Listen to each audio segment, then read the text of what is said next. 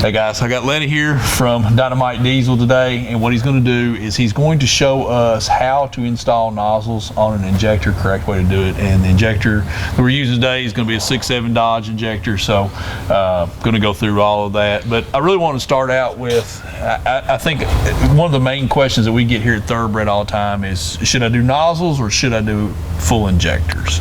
And I know there's a lot that goes into that, and I want to let you talk on that. Yeah, so properly, if you've got a very low mileage truck, doing a set of nozzles works out great.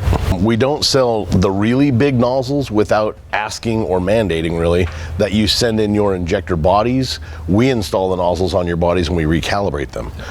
We just, you know, when you're going to change flow by that much, we want to be really sure that you're not going to hurt the motor. So we do sell the smaller nozzles, like this here set that I brought out. Bear in mind, I jumped on an airplane, came out here, brought the bare minimum tools. I'm going to borrow your torque wrench, your 15mm socket. I've got nozzles. Inside the nozzles comes this little packet of grease and the 6 new copper washers to seal the injector as you go back in the motor with it. The grease is there to kind of glue that copper onto the injector body, so when you're dropping it down in the motor, it doesn't fall off, you don't lose it. Yeah. And now, of course, like on the initial startup, that grease is going to melt away, but the copper's already in the spot. You've crushed it, we're good. Yeah. And then I also brought me a toothpick. Toothpick is really cool. It's a great tool. You may have one of these in your kitchen cabinet. You didn't know it was a tool, but here. So inside this injector, which I've already cracked this nozzle nut free, there is a little calibration shim. And that calibration shim is, we've got them in about 100 different thicknesses. It's critical that that calibration shim, which is called DNH, stays with that injector. So I'm going to do this just right over the top because don't want to lose anything here. Now, that calibration shim, hopefully the camera can see that, but there's my sleeve, old nozzle, here's my calibration shim, and here's where my tool comes in. The reason this toothpick works out so nice because it's non-magnetic, and that shim is so dang small and so light. If you try and use like a regular pick, it kind of creates magnetism to it and it kind of follows you around. Okay. So I like these little toothpicks just for that reason. And you don't want it magnetized within the assembly. Correct.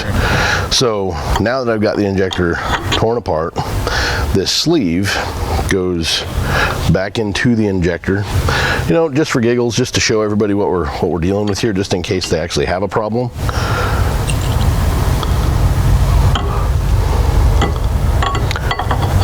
You don't need to do this every single time you change nozzle, but I'm going to show everybody kind of what we're dealing with. We've got a calibration shim. This is, it really controls like pilot and idle. That sets preload on this spring. So at the lower throttle settings, this one is responsible for how quickly the injector can open. And like I say, just the throttle settings. Yeah. So spring,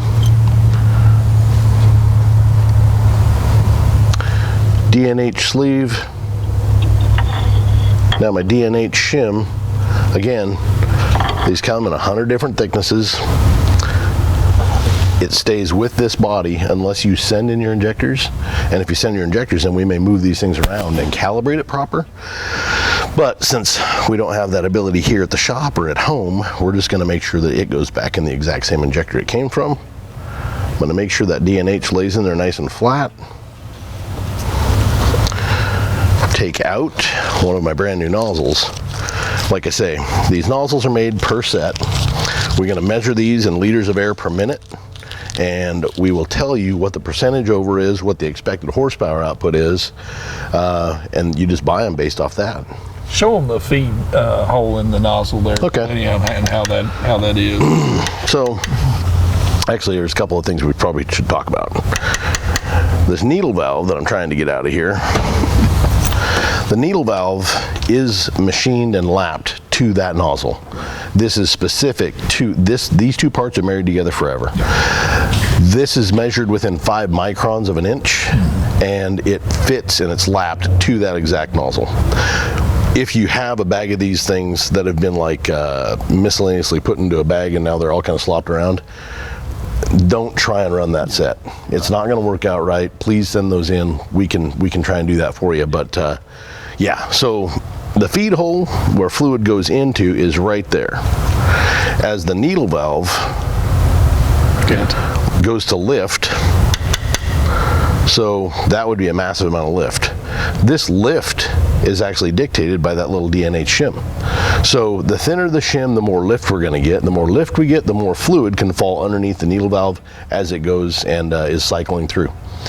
So back to closure.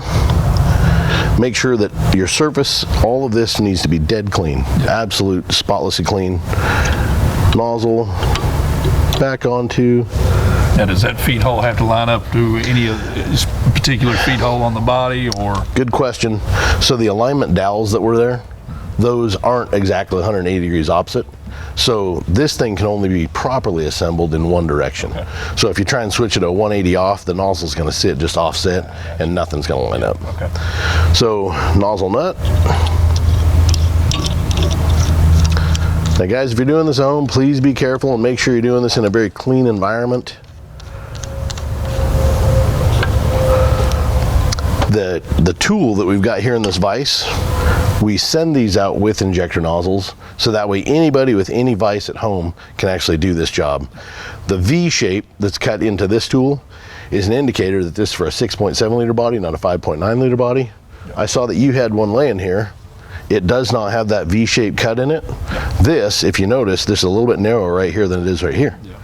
And the 5.9 body is a little bit thinner right there. Right. So 5.9 tool will not work for a 6.7, won't fit.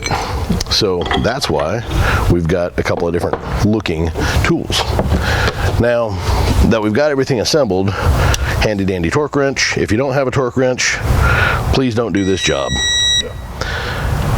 This doesn't need to be good and tight. This needs to be about 40 pound-feet.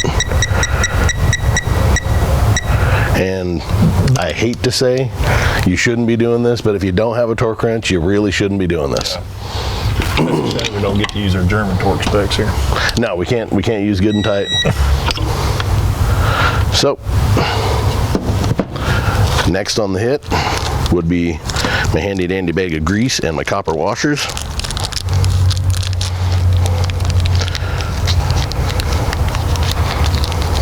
And again, the grease is just to hold the copper on. That is all. So copper onto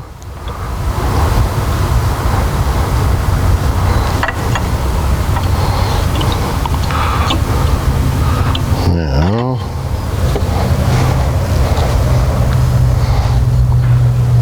Back at the shop, I've got a tool that would help me, and it would install this washer quite nice and easy. But if I'm careful, I can do it just like this by pressing only on the copper part and not the nozzle. And there we go, we're coming on. So you can see that copper washer's got a lot of friction, and that's to make sure that it does not. We're about halfway there so far.